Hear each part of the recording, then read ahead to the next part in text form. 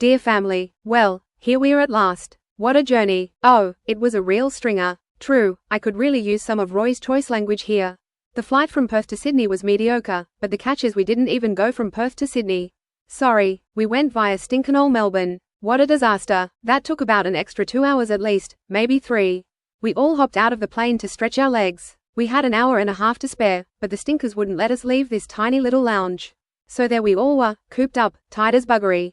Poor Marie, still lugging the damn speakers with her. Then all we had to board again. More lines and queues. Hell's bells than it was. On to Sydney. At Sydney we all jumped out again, carting all the blessed gear.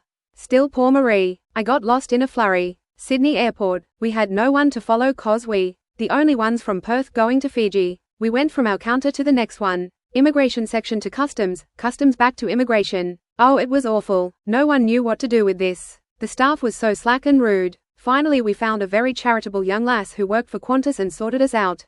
She was the only one who knew what she was doing. By this stage it was 10:30 in the morning. That's 730 your time. Yep, we'd been traveling for 8 blooming hours just to get to damn Sydney.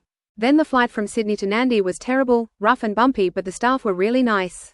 We finally arrived at Nandi to find it raining. Raining. Can you believe it was only very light? Apparently this time of year it rains often in the late afternoon, but the rest of the day is fine. It will be interesting to see what happens tomorrow. The hotel is absolutely divine, very similar to the one Roy and I stayed at in Penang. Take a look at the photo. The only pitch is that there is a few mozzies that like the feet. It's still skin and Holland untold humidity. Very much like Malaysia. Nearly identical except more humid and raw. It smells just like Singapore Marine and I have had a delicious tindi down at the restaurant. I had a fish monet and I'm so full now. Food is fairly pricey though. Not pricey, just about the same as us in Australia. $6 was my tuna mornie with veggies. It was great at the airport being met by our coach, sweet little Indian. There you go, I think he was in our room. We have got coffee and tea, a jug, so Marie's just made a delicious cuppa before we can. Marie is just about dead beat already. She's all dressed up in her jammies to go to bed and it's only 7:45.